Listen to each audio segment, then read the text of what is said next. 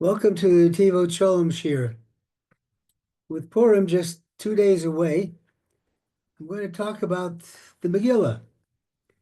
And we're going to talk about a very important subject that we learn from the Megillah. All too often, people get so despondent, get so depressed, figure they're at the end of their rope. They can't get anywhere. They've lost the ability to think positively, lost the ability to hope. They look around and they see what's happening to them personally and to their country and to their nation, and they think, where's God? We don't see God in this thing. Well, the Megillah Esther tells us that God is hidden in everything that happens. And the title of this particular Netivot Shalom that we're going through tonight is Megillah L'Nimtza Behester Panim. It's a scroll for those who find themselves unable to see God in this world. So let's see what the Netivot Shalom says. He says, Motzinu b'chazal. We find that our sages say, B'sifrei Tzadikim, the holy books, Shafligu ma'od b'godol malas kedushas Megillah Esther. There's a great dispute as to the holiness of the Scroll of Esther, of the Book of Esther. Shkulo sodas niskoven, because it contains many secrets, many hidden secrets.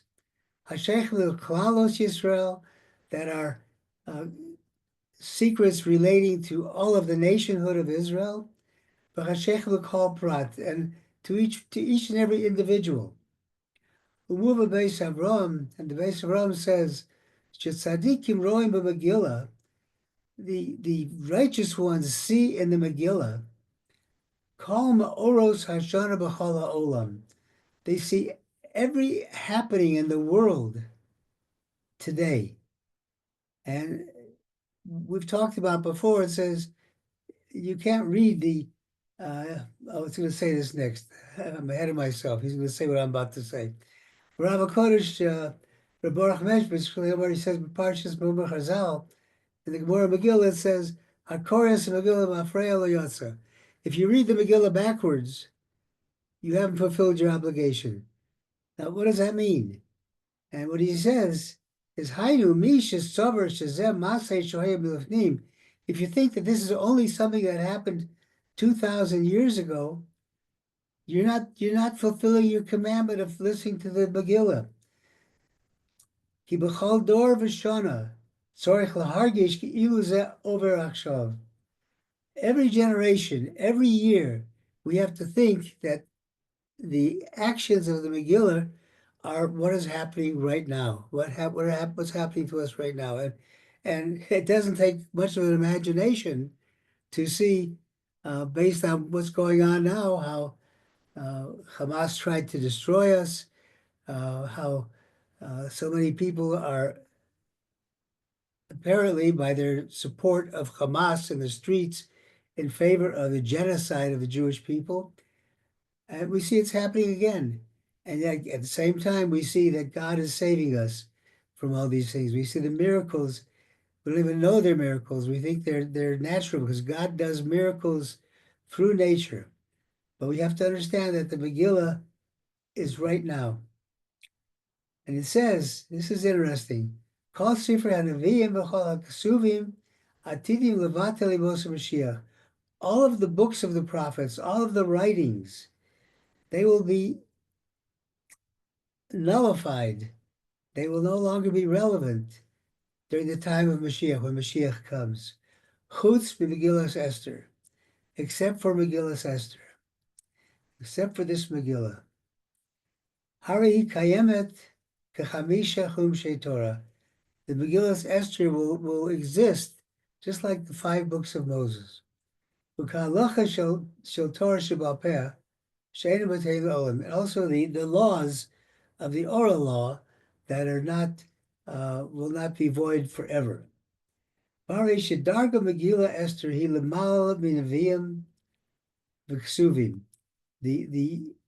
holiness of Megillah Esther is higher than that of the holy writings, the scriptures, the prophets.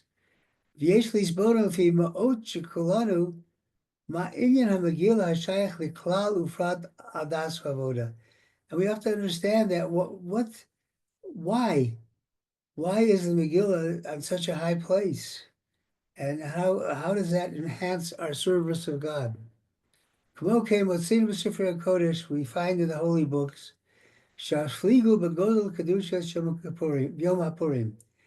there's a dispute between the sages as to the holiness of the day of Purim. As he says in about Purim, he says, Heitivu asher dibru chachmei doroseinu ayom hapurim shu kamo yom hakippurim. He says our sages of previous generations acted properly when they compare Purim to Yom Kippur, to the holiest day of the year. This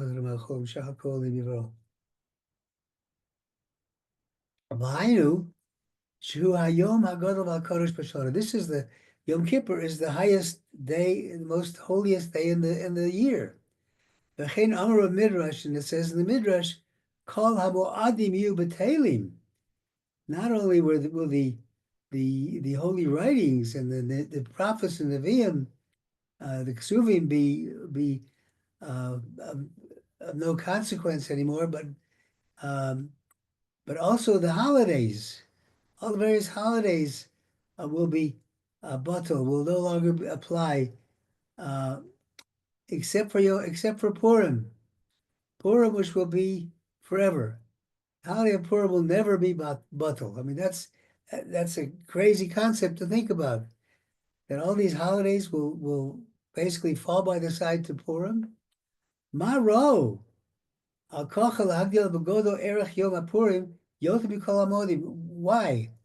What is so great about Purim more than all the other holidays that we have?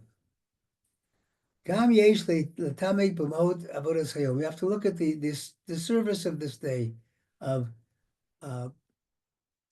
Purim. Kildua, as it's known, Shlechol Chag, Yesh Inyan Seguli Miyuchad, Lechol Asher Kirvat Hashem Yachafetz. With every holiday, there's a certain aspect by which we can come close to God. Shu Eish Rotzon is a time of favor, God favoring us. B'shah HaKosher Le'inyan Mesuyam, and it's a specific time that can bring certain things in our lives. We can reach a level of understanding on certain of those holidays that you can't reach generally during the year. We have to understand what's unusual about Purim. Shaderech lahasigo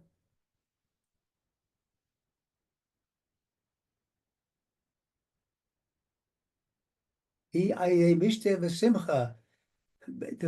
way of celebrating Purim is with having a big meal, Purim Suda, having a lot of joy, the blue spade, drinking. Adelo Yada Ben Mordechai, you drink so much you don't know the difference between Mordechai and Haman. And sending gifts to your friends, and giving charity, food to those who are poor. But you don't have any commandments like these in all the other holidays. And yeah, we have simcha, we have joy, and we have holiday meals. Nobody says you drink so much you don't know the difference between A and B. We don't send out portions of food to people.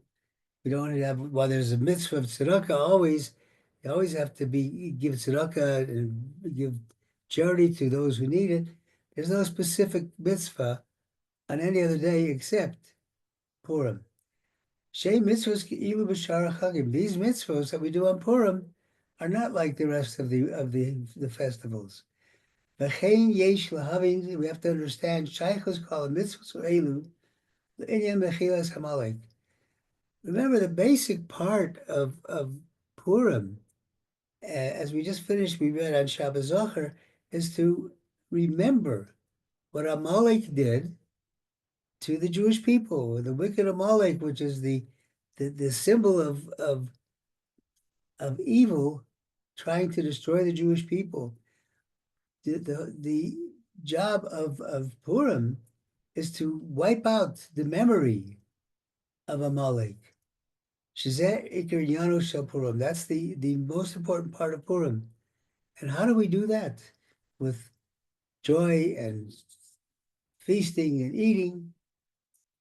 Havim Bezeh says, Hine Kol HaChagim Hemo Yomim Kadoshim. We have to understand that all of the holidays are holy days. Through these holidays, a Jew can come close and cleave to God. And we're commanded in all of the three holidays, Pesach, Sukkot, and Shavuos, to go to the Beis Hamikdash to see the presence of God in the Holy Temple. Chanukah and Purim, and also Chanukah and Purim. These are all one thing in all these holy days. Through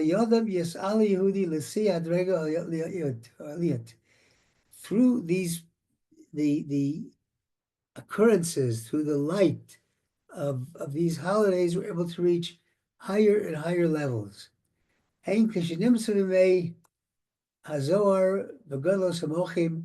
Regardless whether you find yourself in the bright light and your mind is working well, you have an expansive mind. And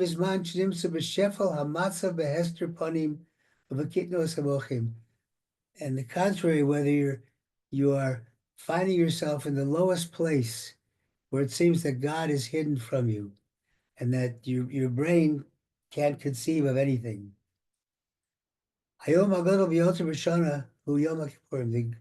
The greatest day of the year is Yom Kippur. Asher be'esh ala Moshe Rabbeinu al har, when Moses went up to the mountain to get the second tablets of the commandment. V'hisham arba'im yom, he was there for 40 days. Yom HaKippurim. When he came down, it was Yom Kippur. Yom Harboim Bo Nist'ala Me'od Achikibel Haluchos Achronos. He was up there 40 days to receive the second set of commandments, of tablets. And God said to him, Solachti Kidvarecha. This was after the sin of the golden calf, which caused Moses to break the first luchos when he came down from the mountain. And now God is forgiving the people of Israel. I have forgiven them as you have asked. Also for generations, every generation, these were times where you can reach a higher level of spirituality. Shakoin Agadol, in the days of the temple, the Beis Hamikdash, Zochabo Pamachas B'Shana, Likones Lifnim Likadosh Kadoshim. One day a year, the Kohen Gadol was able to go into the Holy of Holies. Chazal, and our sages asked, al pasuk, it says, "B'chal adam hayasham be'eno ela yilud isha."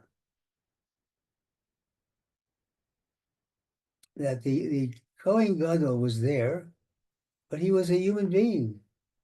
But Tirtzu, so the sages ask, at the time you go into the Holy of Holies once a year, lo begeder adam, you're no longer considered a human being. Shusi hitalos, you've gone up to such a high level. V'yom zehu hayom hakadosh biyoter v'kol modim. And this day of Yom Kippur is of greater holiness than all of the other holidays. Shabbos, Shabboson. It's referred to as the Shabbos of Shabbos, the Sabbath of Sabbaths. Yesh od yom echad b'shana. There's one other day in the world, in the year, Yom HaPurim, on Purim Day. Yochel ish Yehudi lit alos ad bechinas Yom HaKippurim. On Purim Day, a Jew is able to rise up to the level that he was on Yom Kippur. Binyan HaPurim hu asher halach chashechim be'ein nogalo.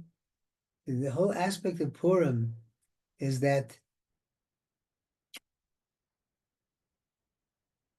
because of the situation you find yourself in, it seems like you're walking totally in the darkness. There's no light for you.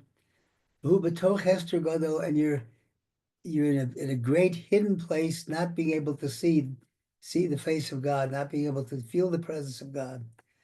The Homer Hazal, our sages say Esther, the word Esther, the name Esther, Mina Torah Minayan. How do we know? Where do we find Esther in the Torah? The name Esther. It says that Shinemar says, Banochi Hester Esther Panai Biomahu. I will hide my face from you on that day. The word Esther is from that word, from hiding. God hiding his face from us. And that's what Purim is like, because it looked like God was certainly hiding his face from the Jewish people. Kol Megillas Esther, Iyanu Lahoros La'am Hashem. The entire Megillah was to show the Jewish people, Eich lit alot lis kadesh b'kedusha elyona. How do you reach a higher level of holiness? B'chinas Yom Kippurim, like Yom Kippur. Mitoch matzav shel hester ayom. In a situation where it looks like God is hidden from you. The Chamuva b'chazal, the Sefer HaKodesh, and the sages tell us, shekol mokom shenemar b'Megillah. Wherever the word is used in the Megillah, Hamelech, the king, Hakavana lemalchus shel Adam, Melech Malchem Lachim. Really, it looks like on the surface you're talking about the king Achashverosh. No, the intent is really you're talking about the king of the world. You're talking about God, Melech Malchem Lachim. Achiyot v'kol inyan Megillah he Hester gam zeh behester. Just like that, everything is hidden in the Megillah. There is nowhere in the Megillah that God's name is mentioned. Never mentions that God is doing any of this. You see it from what happened. I mean, you just think of what's the likelihood of Mordechai uh, just happy to overhear a threat on the king's life, and then they report it to the king and he writes it down. What's the likelihood of the king in the middle of the night, several years later, looking at this book to see who's done the right things for him? And he sees the Mordechai, and he decides, oh, I've got to reward him. And what's the likelihood that Haman would come just at that moment when King Ahasuerus decided to reward Mordechai? Had Haman come a minute earlier and talked to the king before he read that, the king would be happy to destroy the Jews. He was not a lover of the Jewish people. And all these things happen. How did it happen that a nice Jewish girl, Esther, her name was Hadassah, how was she picked to become the one of the king's harem and ultimately the queen? How did all these things happen? So all these things are happening behind the scene to bring about what happened. But on the surface, they look like natural things, and you don't see God anywhere, at least outwardly in the Megillah. Megillah's Esther, Hisemel shel nefilos v'shefel matzav shavar am Yisrael ipam. The Megillah's Esther is a prototype of how the Jewish people have fallen into very, very difficult times over the years, time and time again, where their lives have been threatened. Haman said,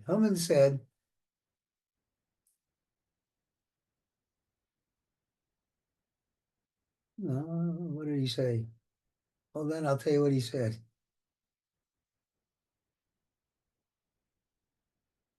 Oh, Haman Amar Yeshnu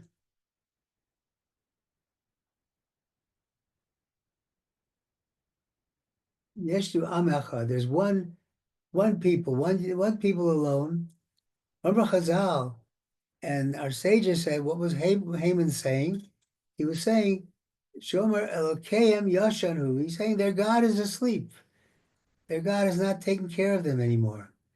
Apiyamuva Bekisve Arizal, the Holy Arizal says, Shomer Haya Rosh HaKlipa. Haman was the head, the headquarters and the head of all the negativity in the world, all the wickedness in the world. Yada, Shagam Lamalo Az Bechinas Dromita Vishina. And he thought that he knew that up above, God was dozing, sleeping, wasn't taking part in protecting the Jewish people. And why did he think that? Shikvar Avru Hashivim Shana.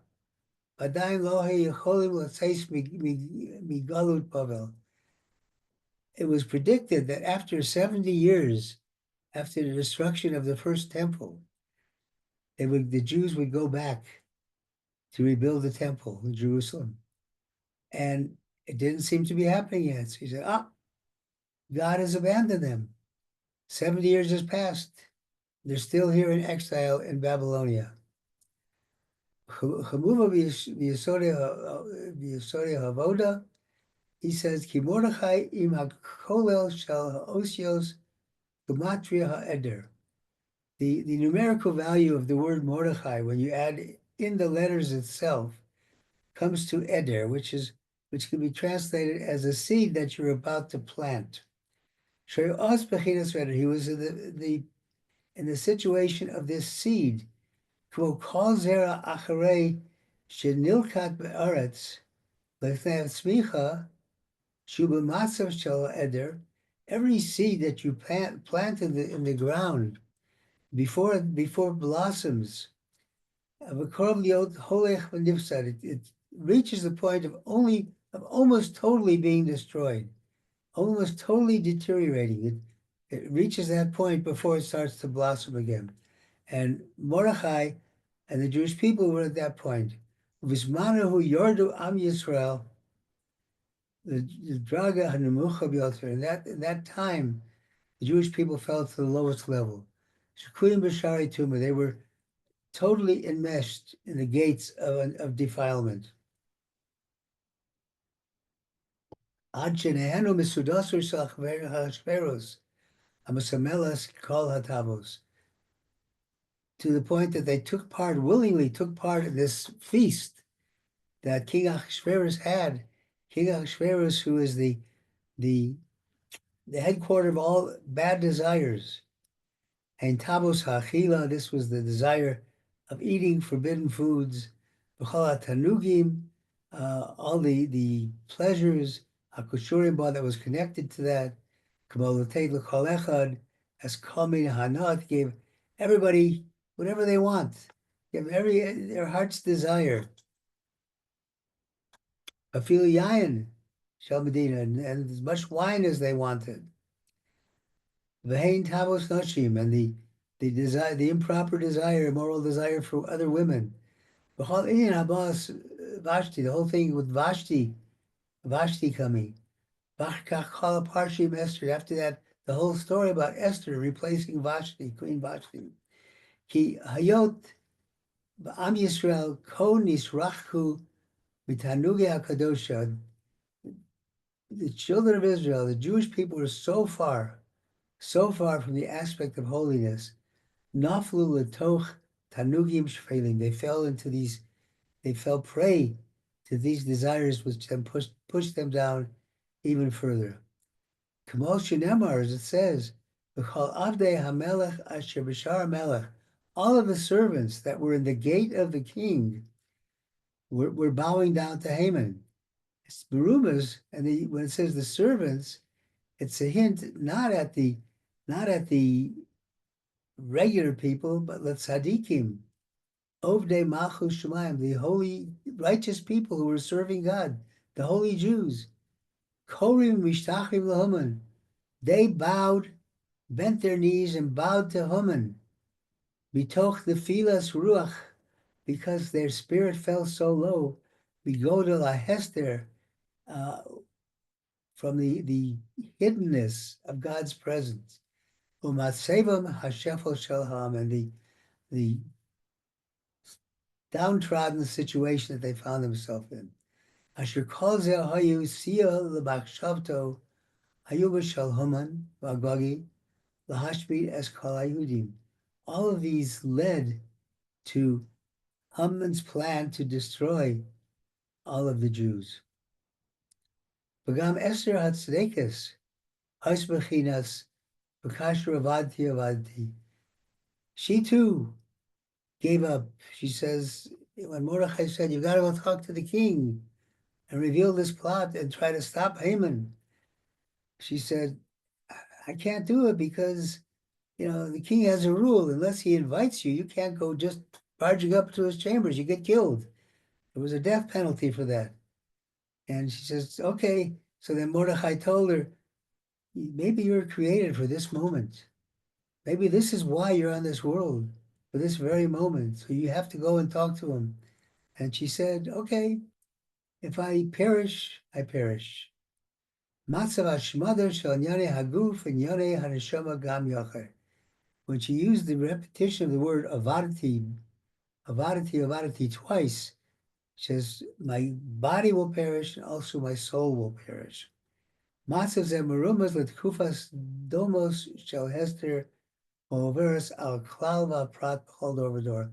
And that is illustrative of the hiddenness that we feel, both on a communal basis and an individual basis in every generation. Matzav shel v'anochi Esther, a situation where it seems God is hiding his face from us. Hester kaful, the word Hester, hidden, is written twice. Meaning he's hidden with things relating to the materiality, the body, and things for the soul. And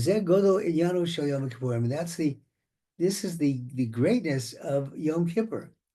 Shebematzav kazeh, in such a situation, efshalit alos l'siyad, you're able to get up on Yom Kippur to the highest level. Aleh mitoch ha'ester, you're able to get up despite the hiddenness. And similarly, Yimei HaPurim, Einam B'Teilim Elom. Similarly, Purim will not be nullified forever. Ki Iker Tachlis Brias HaOlam, the whole purpose of the creation of the world, Shedisava HaKadosh Baruch Hu Lios Lo Dira B'Taktonim. God wanted a place. Excuse me. God wanted a place to live down below, to live in this world. Shemitoch Hashol Tachtit Imtzu et haderech eit litabek el hashoresh chelak asher imal. Because through the deep pits, the graves, so to speak, of this world, the downfall, we're able to find the way to get closer to God. V'chol she'enu behester panim, enu mehem. And people, if you don't realize that God is hiding from us, but he's really there, you have a problem being Jewish, according to the Gemara and Chagiga. K'moshe Perish of Sefer HaKadosh, it says in the holy books, you have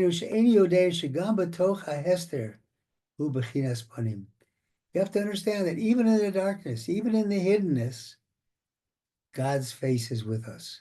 God's presence is with us. When you reach the gates of death, b'nefesh ruach neshama, and your body, soul, yimtzos haderech l'hayir machashkim, you can find a way to find light, to light up your darkness. Sh'oz b'nafochu, because it'll be turned around.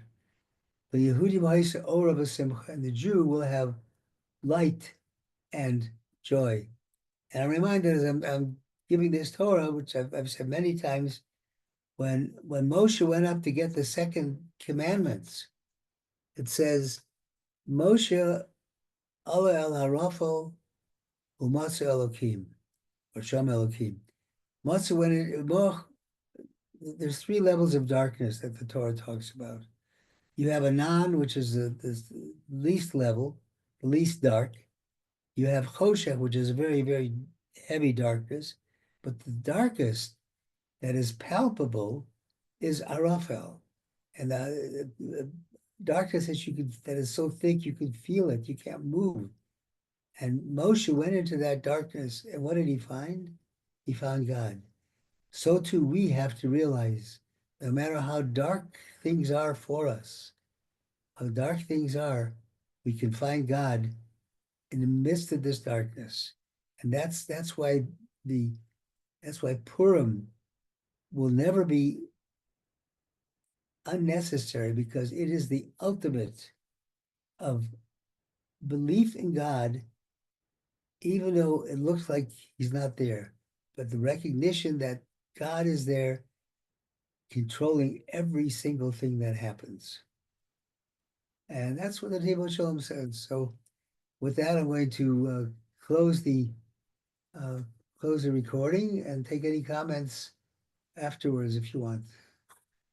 A moment.